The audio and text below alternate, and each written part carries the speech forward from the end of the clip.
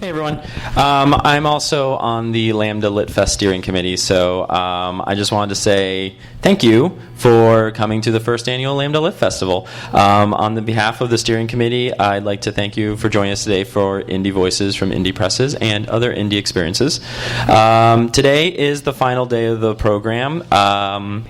You can go to lambdalitfest.org to see all the cool stuff we did and the final event tonight, which is a party at Akbar. So you should feel free to check that out. I also would be remiss if I didn't thank the LA Department of Cultural Affairs and the City of West Hollywood for their support, and also all the sponsors that have helped us throughout this event and all year round.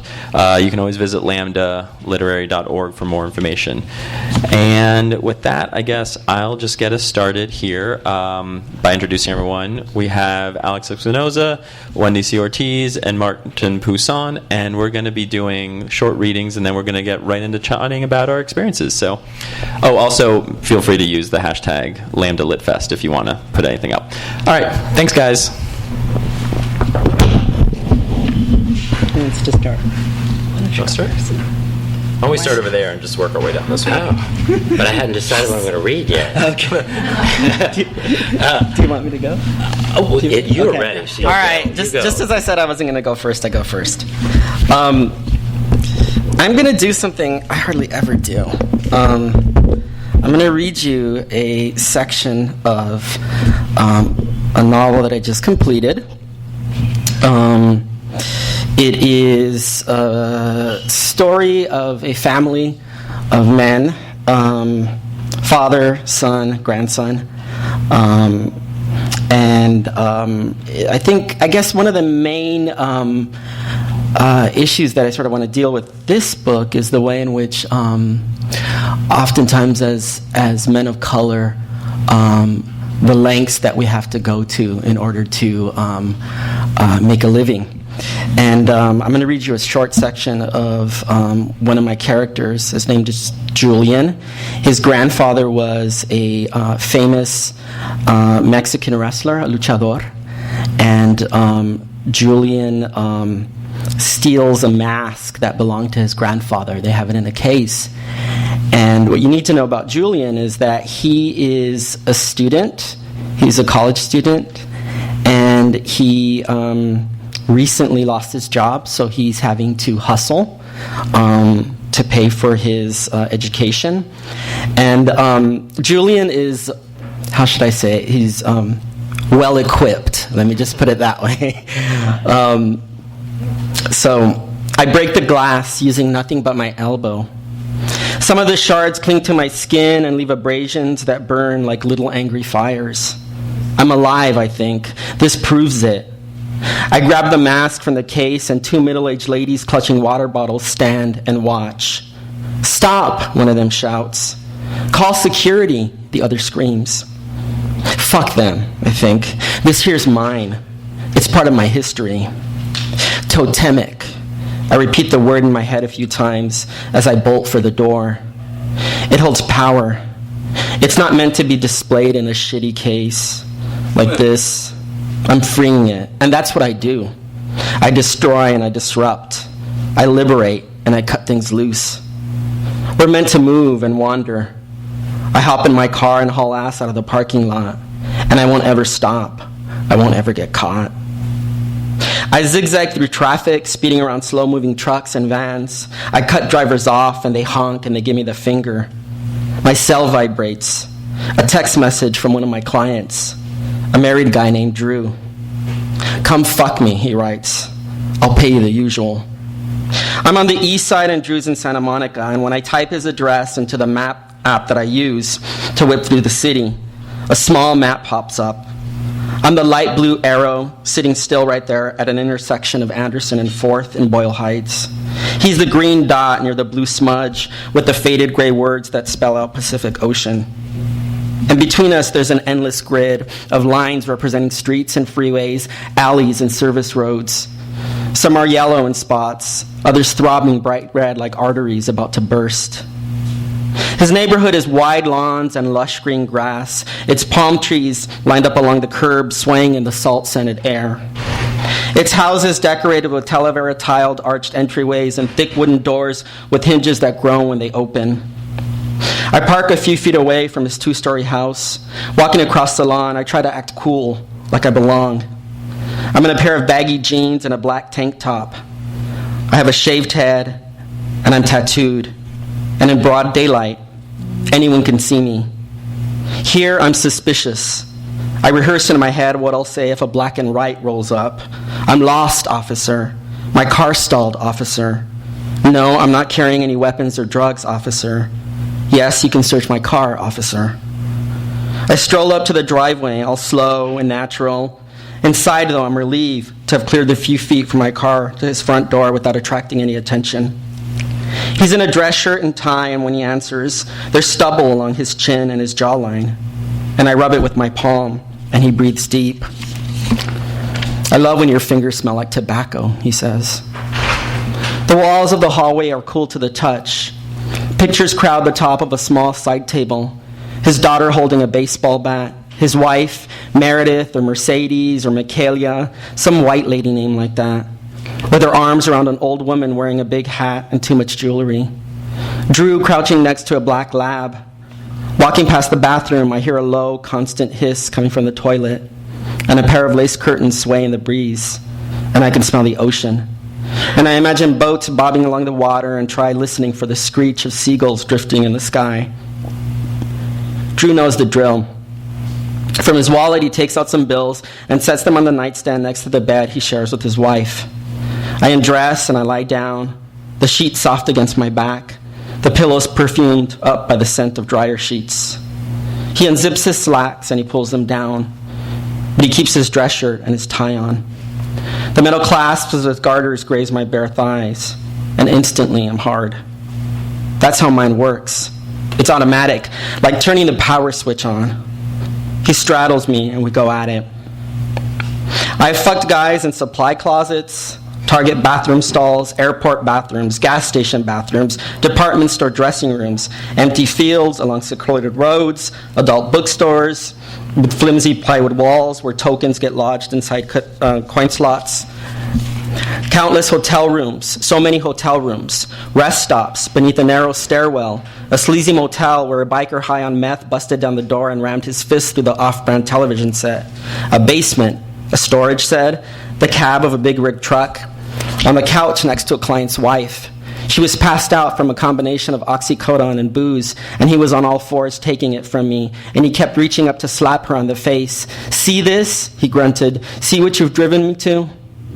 The office of a college professor, a locker room on rooftops, balconies, dark movie theaters with 2, 3, 10 other guys, and swimming pools, jacuzzis, tennis courts, construction sites, alleys, parks, on the bench, in an empty funeral parlor, up in a hayloft, abandoned buildings, an art gallery, a radio station, a television station, a warehouse, an Indian casino, a fancy resort, the kitchen of a 5-star restaurant in Beverly Hills, a football stadium, a basketball court, the dugout of a baseball field, a dance studio, a classroom, while swimming naked in a river, on a yacht, on the hood of a car, inside a jail cell, against the trunk of a tree, at a birthday party, at a funeral, a graduation ceremony. Yes, I said a funeral, a wedding, at a major intersection, inside an elevator, a farmhouse, in the snow, in the heat, during a lightning storm, in the middle of an earthquake, a few feet away from a fast-moving fire, on a bus, on a train, in a parked car in an empty lot a few feet from a hospital,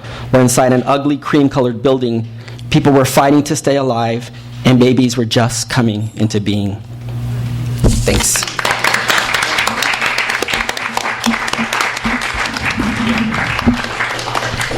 Hi, everybody. Thanks for coming out. I'm just going to read a few excerpts from my latest book, Bruja, which is here for sale. This is a dreamoir, meaning that it's a memoir of dreams.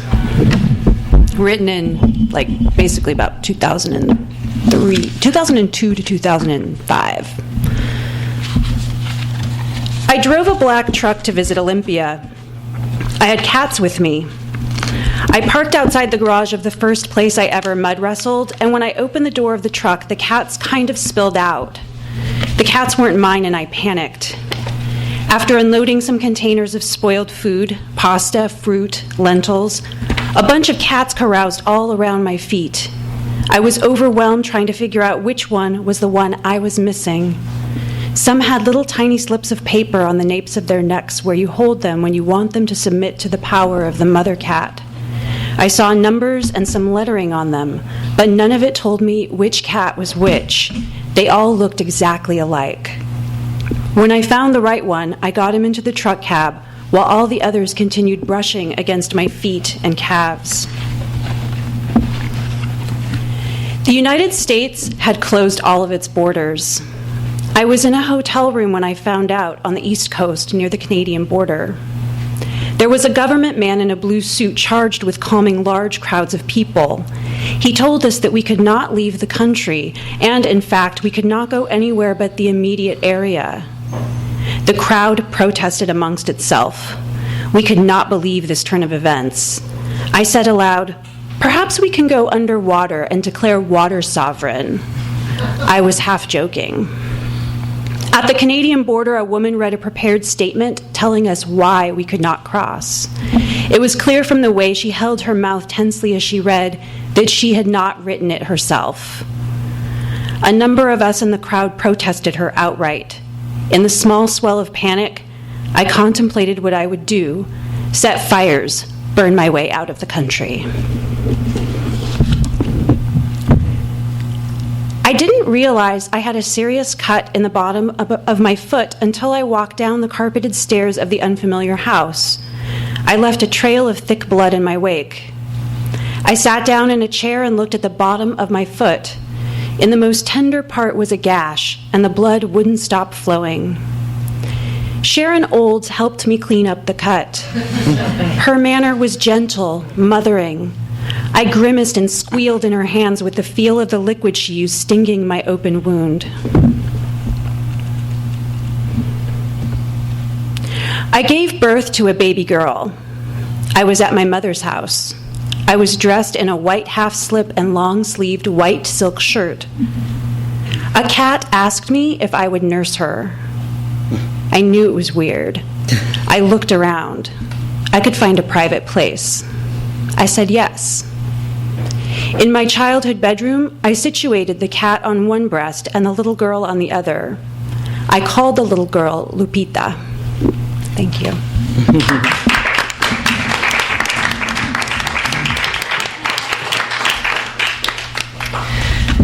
I'm going to read from Black Sheep Boy, which is a little queer book of horror. It's about as dark as the cover is. There are 13 stories that stand alone and also interlock.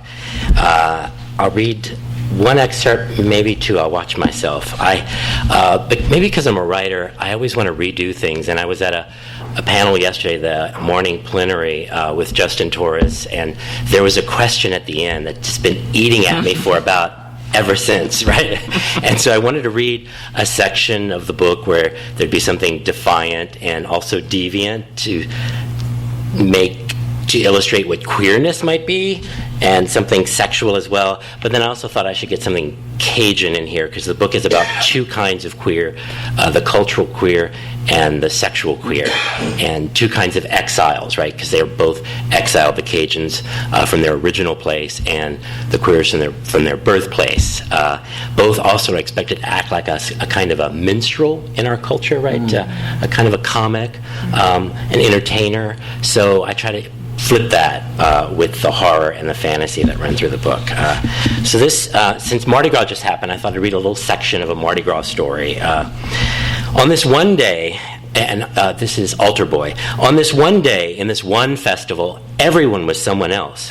The monks were camouflage farmers, and the nuns, it turned out, were just boys in costume. Everyone could laugh at what they were not.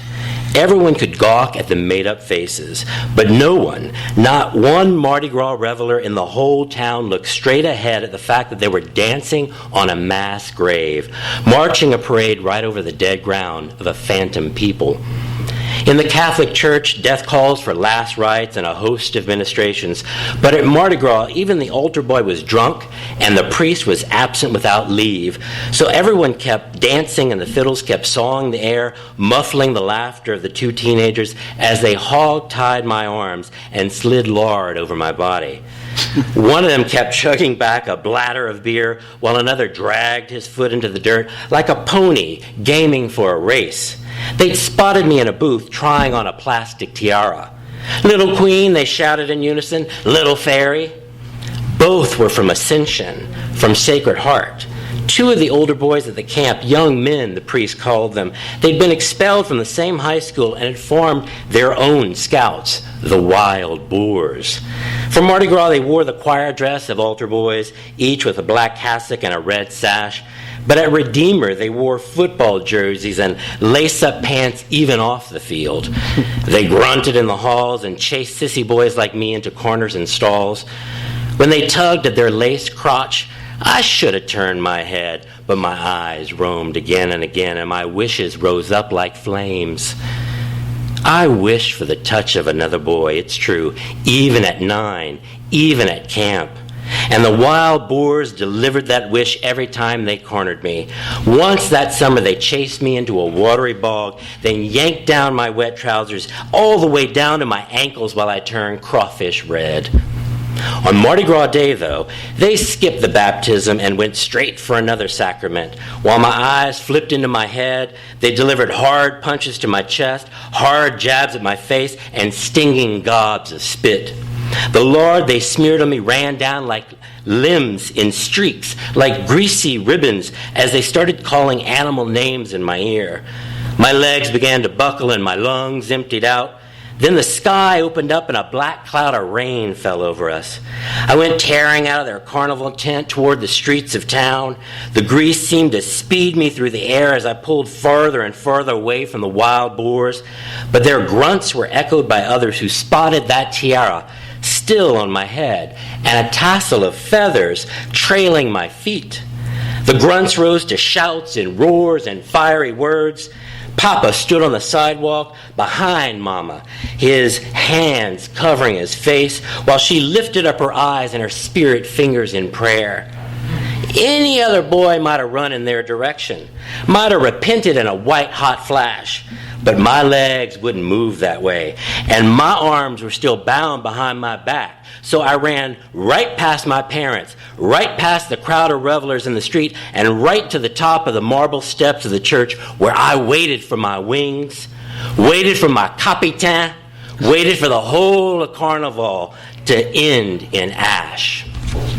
I don't think I have enough time to read the sexy part, so I'll just leave you right there. Thank you. You're going to have to buy the book, right? Hey guys, so I'm going to read from my new novel, The Show House. It's about two very different families in Orlando, Florida that kind of find their lives entwined through a serial killer. You don't need to know much for this scene, just that one of the characters, Layla, has just found out that her brother is seeing this guy, and that kind of sets her into thinking. The closest she's come to a serious relationship was the year she spent fooling around with a married guy, and even that ended 3 years ago. In her memory, Sean appears with sly, downcast eyes and lips parted just enough to allow a seductive peek of his tongue. A former high school and intramural athlete, when they met, he was settling into the body he'd likely carry through to middle age, neither in shape nor overweight, but bearing shades of both. A transitional body. He captured her attention immediately, despite the inconvenient fact of his marriage, or perhaps because of it. He was enigmatic, and she liked that. She knew his name, his age, 28, her age now, and his preferred sexual positions. Little else was forthcoming. He knew nothing about her beyond her phone number, her address, and that she was willing, nor did he seem interested in learning more. At the start of their affair, she regularly inquired about his tastes and opinions, his profession and aspirations, in short, his life. But he gingerly deflected her queries. What little he did offer came only under duress, which is how she came to learn the bit about his athletic past. His aptitude for deflection outpaced her appetite for hectoring, and, fearing above all breaking the illusion that she was an unsentimental girl who preferred casual hookups to relationships, she eventually abandoned her efforts, reconciling with the fundamental mystery of him. Clearly, privacy figured prominently in the hierarchy of his desires. His reasons simply remained beyond the scope of their relationship. Despite her resolve to not dig into his past, a tension remained between them. Her fundamental nature demanded an intimacy he refused to supply, and that imbalance excited him. Their most passionate trysts occurred when he'd show up at her door unannounced in the middle of the night after she'd worked a long shift and she was looking forward to sleep. "I'm outside," he'd say, his voice oozing through the speaker on her phone. "I'm coming in." A month into the relationship, he'd asked for a key to her house for this express purpose. It was that kind of a relationship. She'd listen, heart racing, as the front door opened and shut, followed by his quick steps across the living room. Waiting under the covers, she struggled with conflicting desires, wishing that she'd had some notice and could have tidied up before he arrived, but also delighting in the fact that she hadn't. She liked to imagine herself as the kind of person who held nothing back from her lover. "This is my mess. Take it or leave it. I don't care one way or another." But, of course, she was the exact opposite kind of lover. She did care. She cared a great deal. From the bedroom door, he'd locked eyes on her, his stare seeing right through her even in the darkness. If he was an enigma, then she was common and plain as conventional wisdom. "It's late," she'd say, and he'd smirk and grunt, "mm-hmm." Then he was on top of her, and she felt her body responding to his touch, rushing away from her. More than once she came before him, her body drawing him in deeper until he finished. "Do you have to get back to your wife?" she'd asked after. He'd lick the sweat off her neck and then get up and dress. "I'll see you again soon. Wear black panties." Then he'd be gone, and she'd spend the next however many nights sleeping in nothing but black panties, waiting for him to return.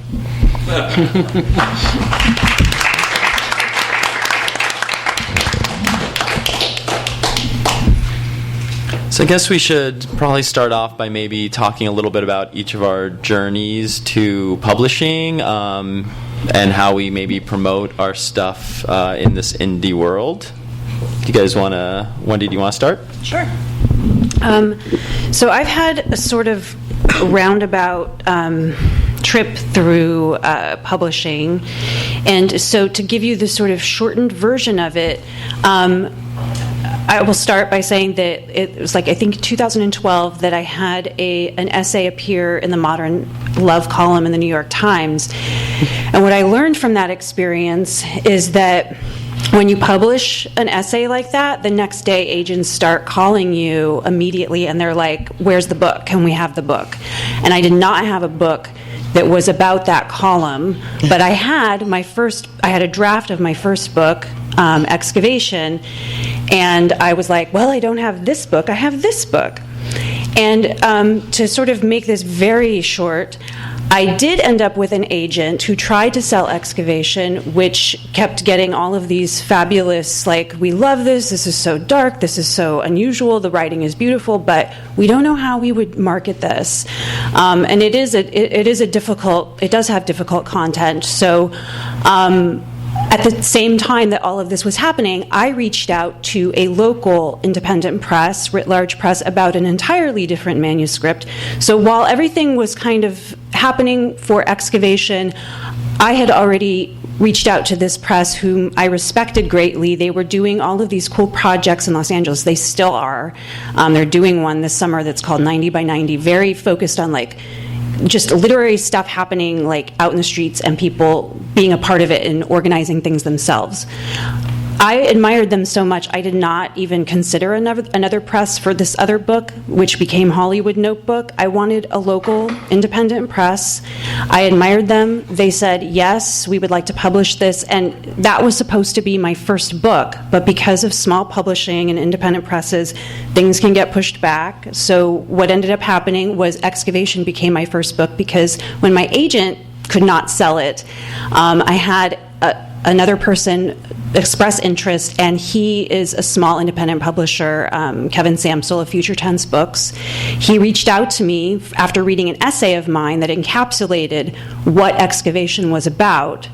He reached out to me and said, hey, do you have something full-length that I can look at? And I said, well, my agent's been trying to sell this book. Here's the feedback we've gotten. He said, let me take a look at it. And the beauty of small press is that he could make something happen immediately. So, like, he read it in July of 2013. In October, he said, I'd like to publish this next summer.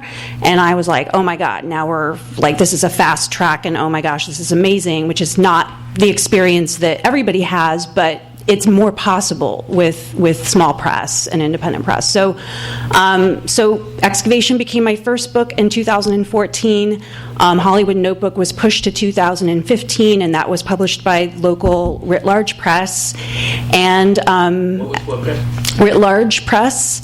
And so at that point, I was in a good position, and I had a third independent publisher, CCM. They contacted me and said, do you have anything for us to look at? And they're known for innovative fiction. I'm sort of getting known as a memoirist, so it was really weird to have somebody contact me and say, do you have anything innovative fiction? And I was like, actually, I've been sitting on this manuscript for a while that doesn't really have a good category. And this is the other beauty of small press, is that this is so hard to categorize for people. Like, it can be considered fiction, for sure, because dreams obviously do not happen. Yet at the same time, to me, this happened. This was the life that I was living at night, that was parallel to what I was writing in Hollywood Notebook. So to me, it was very real. So that's why we call it a dream noir. So CCM reached out to me and said, hey, do you have something? I said, well, I have this thing. I definitely do not think any big publisher is going to be interested in this. And he loved it and was like right on board, completely understood what I was going for with this book. And so that's how I ended up with my third book. And each of them have been published with these small presses that do so much. And I'm sure we'll talk more about what small presses can do for you and what you do for them. So I'll leave it at that. But that's the short version of the 3 books. What's CCM stand for? Civil Coping Mechanisms. I'm not only deviant and defiant, I also like to defer. I'm interested in hearing about your path to indie publishing, and then I'll tell you mine. Wait, you're looking at me, right? Yes. Okay. Yes. I'm with my first 2 books were published by a very indie press Called Random House. So I had my first 2 books published by a major New York press. My experience, God, I feel so old. My first novel came out in 2007. It was a very different time, I think, in publishing. Amazon wasn't an Amazon quite yet. I mean, they weren't selling like Pilates equipment and like steaks that you can get from. They were, still starting out, but like Barnes and Noble and Borders were huge, and so I sort of came up at a time when those big box bookstores were still very prevalent, and indie bookstores were just sort of out there chugging along, and I think now it's kind of unique to see that it's kind of almost the opposite. You drive by these giant buildings with old signs that say Borders or Barnes & Noble fading. And then you've got bookstores like Skylight that have been here for decades. And I remember I had one of my first readings here at Skylight. I think Noelle introduced me.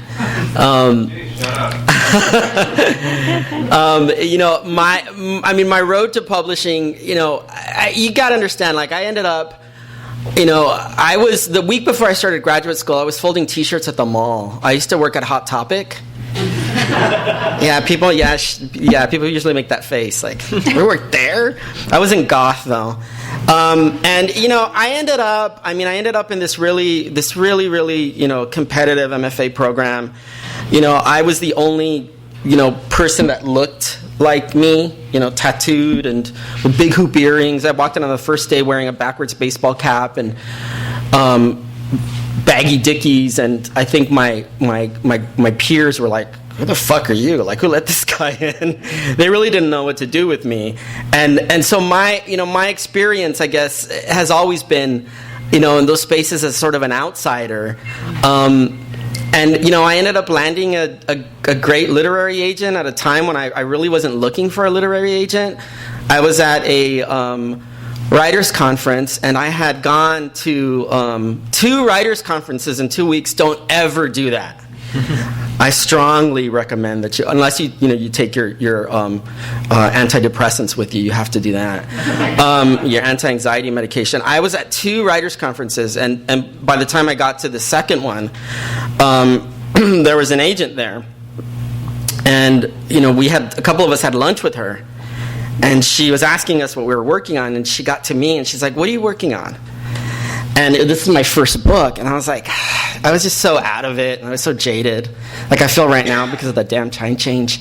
I was just like, I'm writing this book about a botanica. Do you know what a botanica is? And she's like, no. I'm like, of course you don't. It's this shop with, spells and teas and herbs and blah, blah, blah. And, I was so dismissive and so checked out because I was so tired. And right after the meeting, she sort of came up to me and was like, can I have your card? And I was like, yeah, sure. And this person just kept hounding me. But I was determined to try to make my book as good as possible.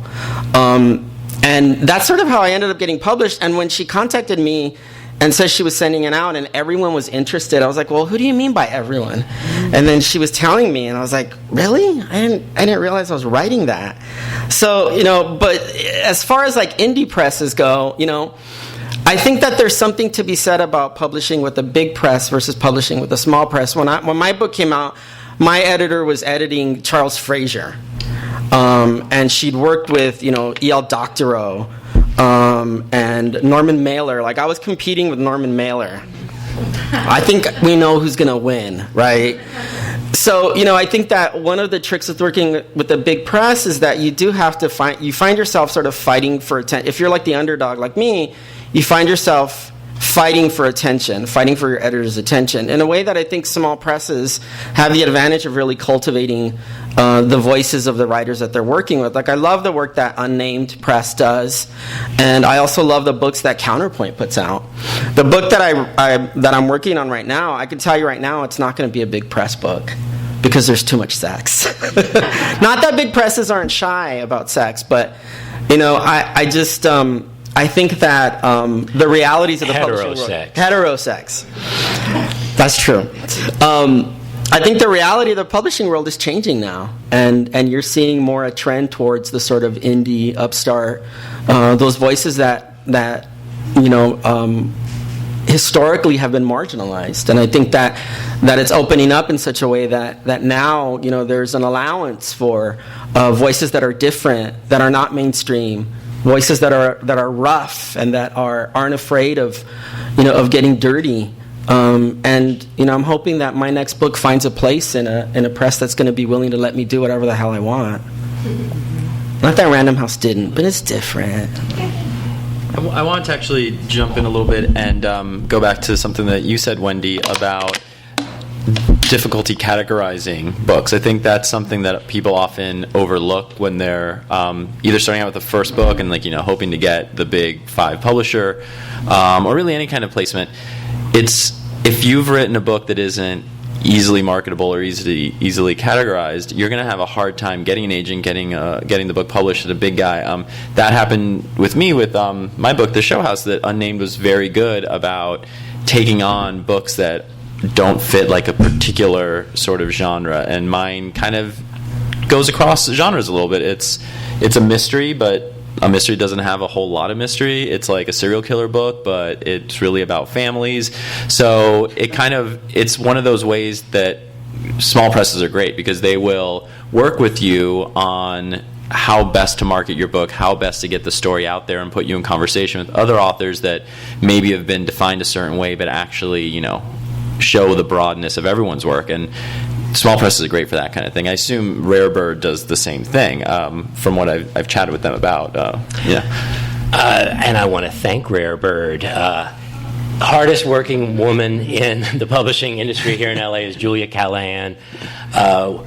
Editing, proofreading, marketing, promotion, booking events, and so intimately working with authors that she will sometimes share a room with them at the Roadrunner in Savannah, Georgia.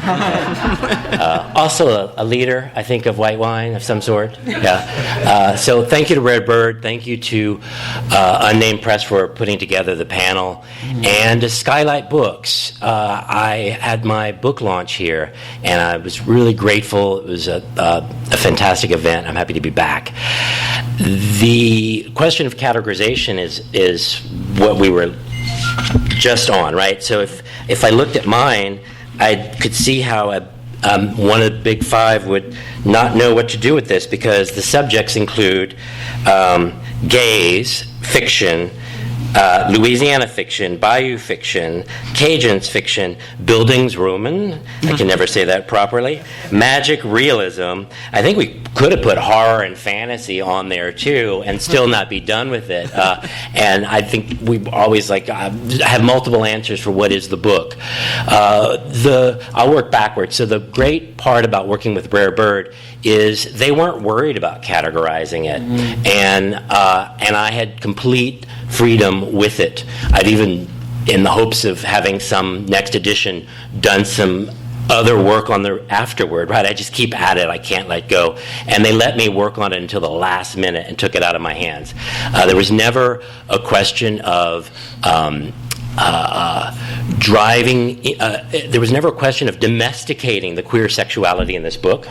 There was never a question of trying to translate or explain the Cajun queerness of the book either. So I'm really grateful for that. And the event that we had here at Skylight was fantastic because it was well attended. 75 or more people. It was warm, it was friendly, it was engaging. People were interesting to talk to.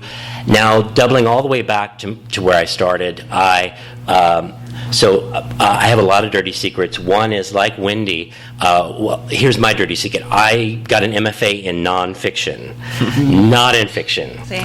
And I would have gone for poetry, but Richard Howard wouldn't let me. So I was working on, if you have a dreamoir, I was working on a memoir, I'll say. Alex, I was back in the early aughts, coming out of grad school, felt really thrilled after getting purpled in grad school for my odd language, for my overripe metaphors, for my weird musicality.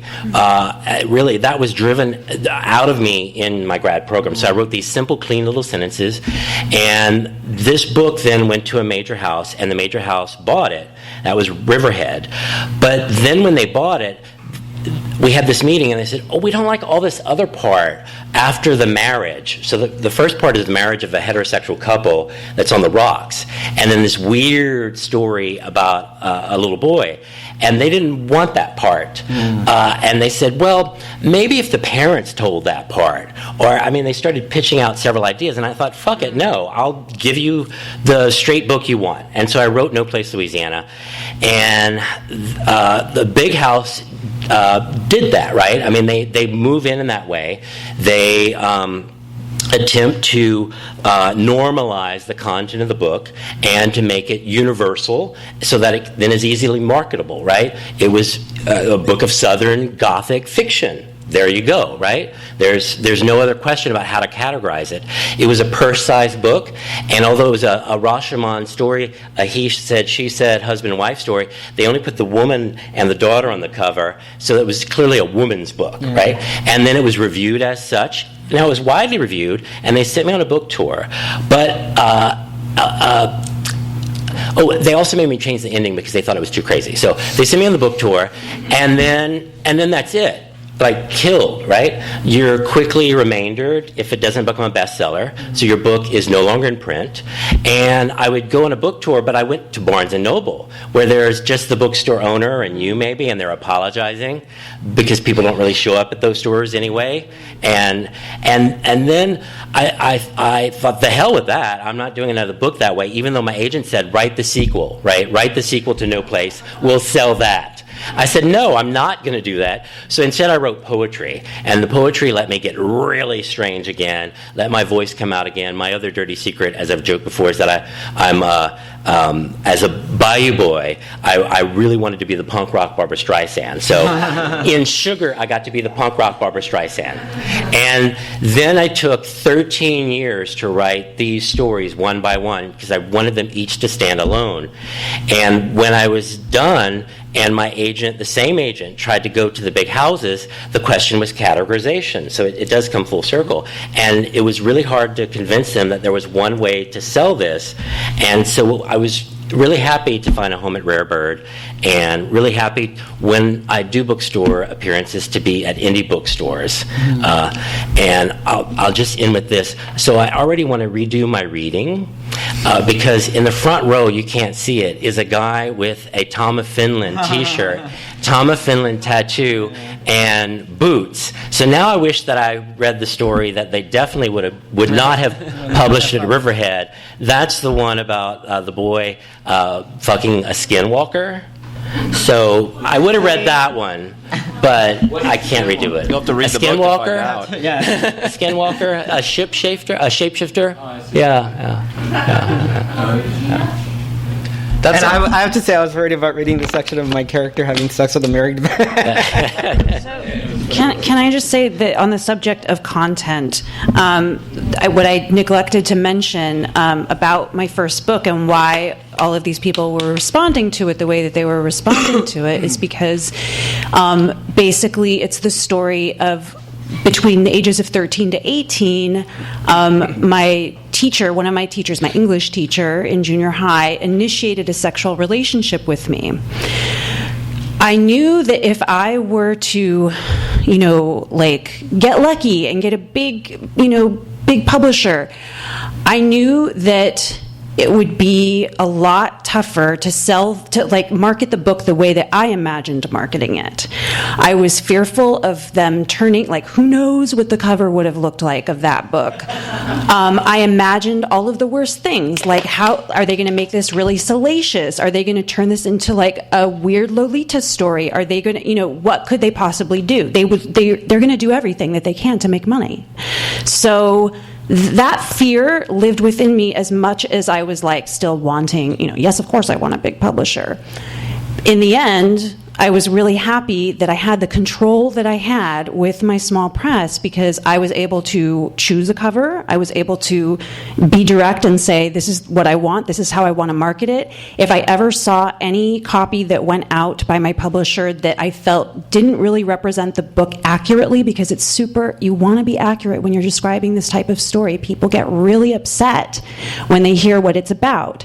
Anytime I saw something that felt slightly inaccurate, word choice thing, I told him and he would change it. I'm not sure that any of that would have happened had I been with a big publisher. So that was another big advantage for that particular book. Yeah. They would not have allowed those words. Words just were wholly excised out of my manuscript with Riverhead, and that didn't happen at all with Rare Bird. No. Thinking about indie, I believe part of this, you can see indie as DIY. That's one way to see indie or to read indie. But indie also can mean really independent, and that's counter to any mainstream notion. Mm-hmm. And I think that's part of what indie publishing allows, and indie bookstores as well. And then what you're writing toward and what you're working with, both in the house, the press itself, and also the bookstores, is a kind of writing, a kind of storytelling, a kind of art that doesn't belong to everyone in general. Because I believe that any work of art, any story that belongs to everyone in general, does not belong to someone in particular. Mm-hmm. And that's what you get at Skylight, that's what you get at Unnamed or Rare Bird. You get community, you get particular communities, specific readers and writers, and that's part of the thrill, no matter what the identity of any of his is in the end, right? It's that kind of specific connection. It's a humanizing influence that pushes against the influences that are grander and more mainstream, which I think ultimately are dehumanizing, really, right? To assimilate, to conform, to to have a monolithic single story and all of us rush in to fit that mold because that's marketable. I think this is the freedom that we get with indie presses, really. And we talked a lot yesterday at the panels at Barnesdale that like it's through getting that really specific character that you actually tap into the universal experiences of empathy and all that kind of stuff. So I think your point is very good about that you know, tell your weird story, get it as specific as you can, because that's what's going to excite people, and it's also counterintuitively what's going to unlock that like universal experience for people. I think my contract with Random House is up. So I've fulfilled my contract. So I feel like I'm back on the dating scene, and my status is indie curious. Like I'm indie curious now.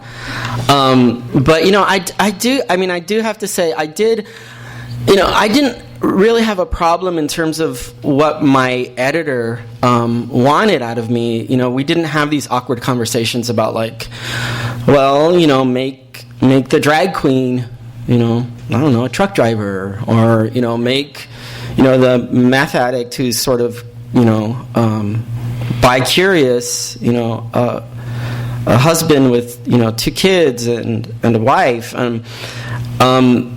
There wasn't any of that, but there was one instance where they sent me a mock-up of the cover of the first book, and I knew I was in trouble when I didn't even open the attachment, but this was from one of the art designers at Random House, and he said, we want it to be in warm Mexican colors. And I was like, what the fuck does that mean? And they sent me something that was just awful. It was absolutely terrible. And I contacted my agent, and I was like, this is a terrible cover. And she said, yeah, I kind of agree. And so she said, well, you're going to have to write them and tell them. So I spent the weekend like crafting a really polite email, like, this really sucks. It's a really terrible cover. And then on Monday I sent it, and I was surprised, and my editor said, okay, we see your point. We're going to go back to the drawing board. I think that my relationship with my editor at Random House was really fantastic. The thing that I did find that was difficult was, my piece of the pie. Like, it's a really big pie, right? And there are writers around that table with really big appetites, right? And I was constantly having to stake my claim.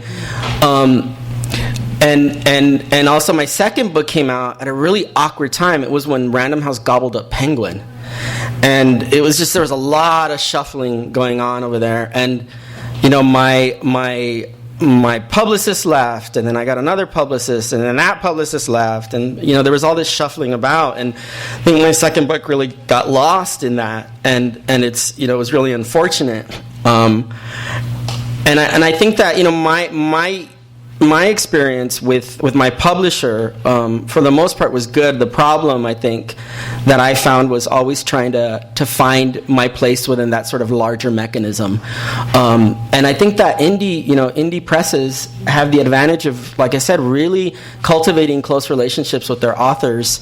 That now as a writer, now that I have 2 books under me and I have a third that I just finished, I'm starting to see the value in that. Right, and I think that in graduate school you're taught, if you come from an MFA program, you're taught go for the big press, or you want the big agent, you want the big that, and I think when you have some years on you, you start to see your career as a writer differently, and I think that's where I am right now.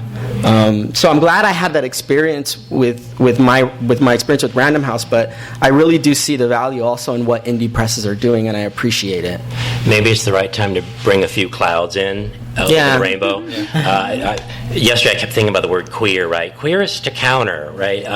And so just to counter a little bit of the thesis that I laid out, which is true, but also true, both and also true, is that the little houses don't have much money. So you're not going to get a national book tour.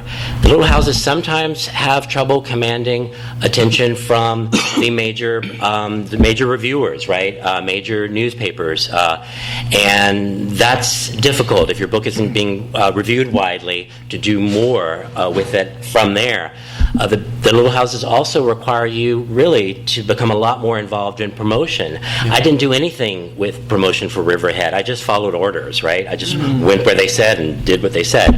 And with my house, I'm involved in the promotional aspects of it, more than just attending events and reading, but also having a website and doing Twitter. Things are anathema to me. It's not my language. I'm uncomfortable. I don't think I'm very good at it.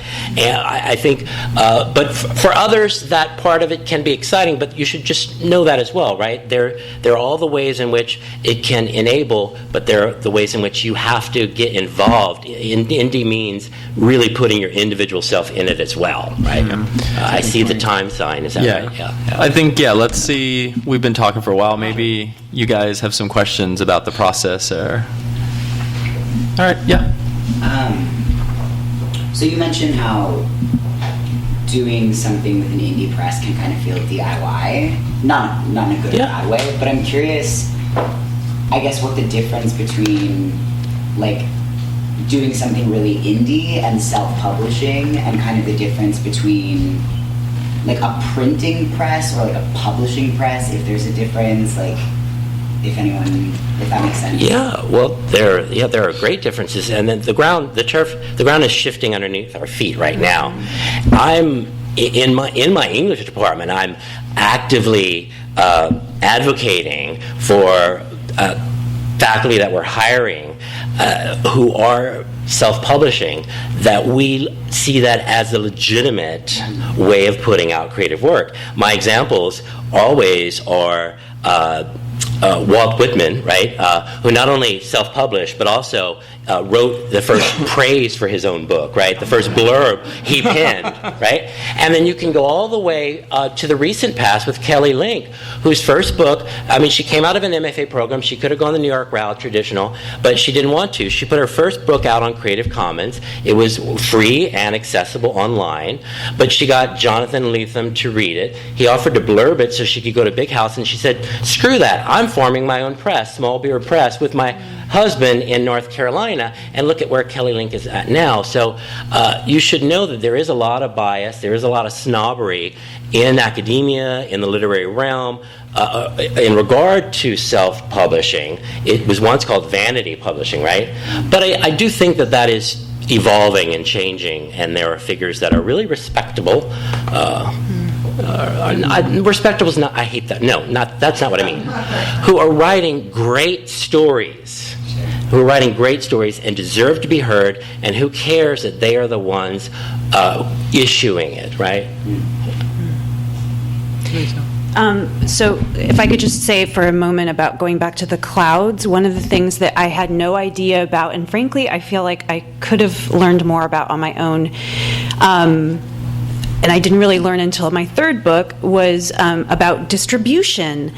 Distribution is not something, that like somebody in a big publishing situation has to give a shit about, but I have to give a shit about it, because as I learned, my first book has good distribution, meaning that bookstores can actually get them in quantity and sell them easily.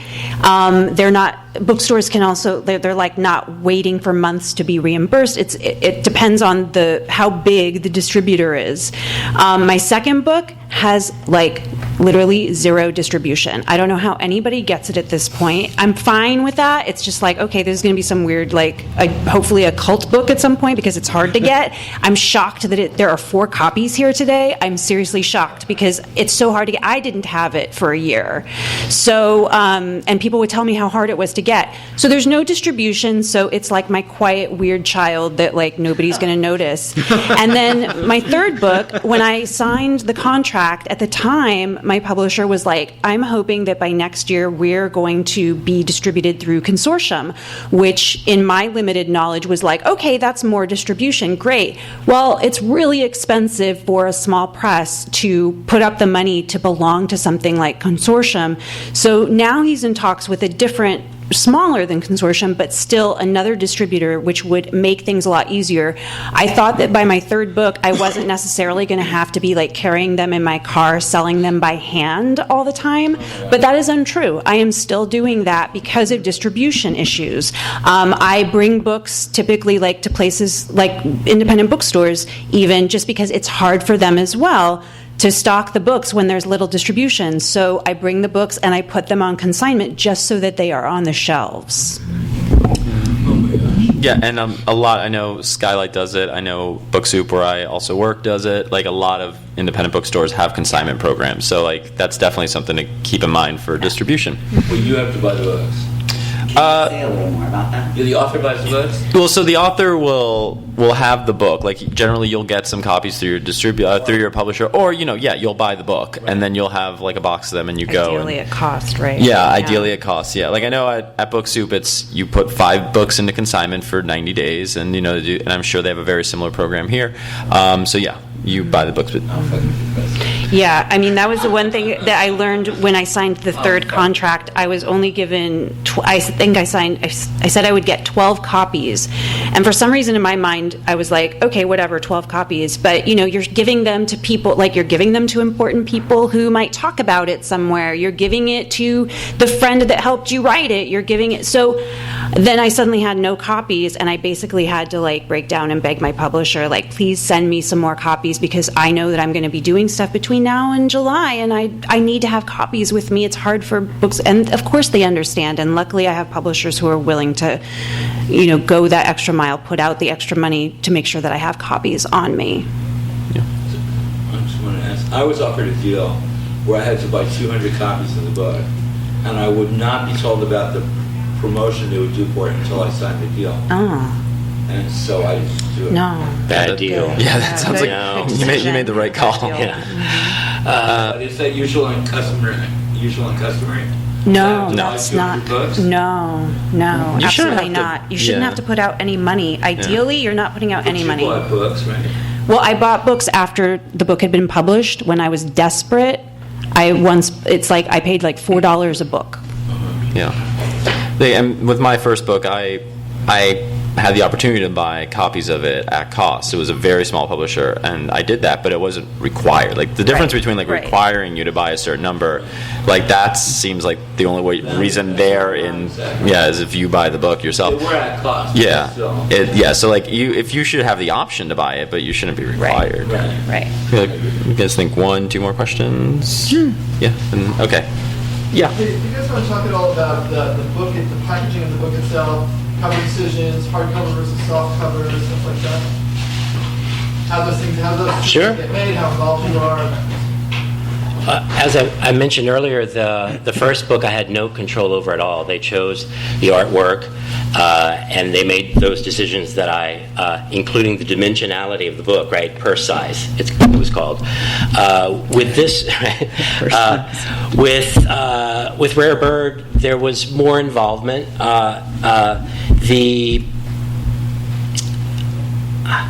question of hardcover versus paperback. There used to be a requirement, really, that in order to be reviewed widely or at major review sources, you had to be out on a hardcover. That's changing, though. I think increasingly you see LA Times, New York Times, all the trade reviews will review paperback. So I don't know that those that distinction exists anymore. What are the advantages? Well, there is this advantage. If your book is out on hardcover first and you struggle, I'm struggling. It's hard. My book hasn't been widely reviewed, and I'm working hard. My press is working hard to get it out there. If there is a paperback, I don't know that there will be, but if there is a paperback, there is the hope and the chance that it would have a different kind of life. So that's one benefit. If you're going to tier it from hardcover to paperback, I don't think it's any more about the reviewing. It's just about that second chance you might get and a different promotional angle. That made me think of something else, and I'll speak to that, but that made me think, too, of something that small press is up against bigger presses with in terms of reviews and stuff, is that, like, there's a lot of things that you don't know until you have the small press book, like, oh, a lot of these places that are reviewing, big places that are reviewing, require you to have an actual galley, like a hard galley, not a PDF. They will not accept that. My first two presses, I only had PDF galleys, and also, that shit ends up getting you can get it in the internet, like somebody grabs it somehow, and like now your PDF, your book is for free out there, and it's horrible. But basically that was another downside, was like, oh, okay, so it's not going to get reviewed in a lot of places because my publisher can't afford to make hard copies. And my third book was the first one where he could afford to send out galleys, but also you have to do it like 3 months or to 6 months before publication, and we're often on a totally different timeline than regular publishing. So then it doesn't get reviewed in a lot of these big places that you want reviews in. My personal feeling is that I don't want any of my books to start out hardcover. I do not understand it. As a person who struggles to buy books, and like I have a book budget every month, I cannot afford to buy people's hardcovers. So I have to wait a year until they're out in paperback to support them, and I feel like that sucks. So I personally don't like to have hardcover. My first publisher, for whatever reason, does like a limited edition hardcover and charges like $10 more for it. And it's kind of cool. It's nice to have a hardcover, but for him it was like 99 copies will be hardcover, and I don't really know what that was about. But I've got a couple, and it's nice, but I want to make my books as accessible as possible, and there's a price point difference, so I'm going to try and make it the paperback. I think that as far as marketing goes, I kept getting compared to Gabriel Garcia Marquez, even though I wasn't writing any magical realism. And then another writer I kept getting compared to was Sandra Cisneros for some reason. I mean, aesthetically, like nothing common, and I think a lot of that is a tendency of the publishing world to, they see a Spanish last name and they think, well, he's writing, like this or in that tradition or in that vein. And even when my first book came out, even the reviews would use words like magical, right? And there's nothing really magical about anything of what I've written in my first book or my second book. And then with my second book, one thing that, I've developed a really thick skin. And with my second book, one of the things that really pissed me off was one of I don't pay attention to reviews, but one of the reviewers, I think it was Publishers Weekly, said that they were sort of upset that my character in my second book, because it's about a young man who leaves Mexico during the late 20s and ends up in Hollywood, and ends up becoming the Latin lover of a fictional film studio in Hollywood during the transition from the silent films to the talkies. And he escapes Mexico. There was a really bloody civil war in Mexico between the church and the state. It was called the Cristero Rebellion. And one of the reviewers said something like, I really wish that the author would have had his character stay in Mexico and fight rather than pursuing like a selfish, he said, call it like a selfish dream of wanting to be an actor. And it really irked me because I think that one of the things that I consistently found is this idea that if you're a Latino or a Mexican American writer, you don't have the license to be able to write complicated characters, right? And I think oftentimes, because the publishing world is very East Coast centric, I think there's a certain perception about what Latinos are and aren't, especially Mexican Americans and Chicanos, right? Because we're just not there.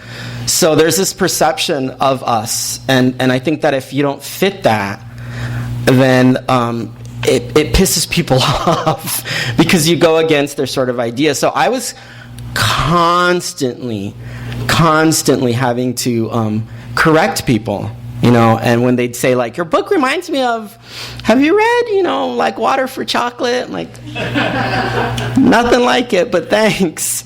So I think a lot of it is also marketing. I think a lot of it is, and the older I get, the harder it is to do this, but like sort of instructing people on how to read you, right? Instructing people on how to read your work, instructing publishers on how to take in your stuff. And I was taught in graduate school that you write your shit, you write it, and either people get it or they don't. And that's kind of where I am right now. Yep. Did we answer your question? I sound so cynical. I know. I'm sorry. That's all right. No. I'm not. I'm actually a very happy person. I think that's about all the time we have. Thank you, guys. I really appreciate you coming out. And go to the... You've been listening to the Skylight Books Author Reading Series. Don't forget that you can listen to this and all of our other great podcasts at skylightbooks.com. Thanks again for stopping by, and we hope to see you soon.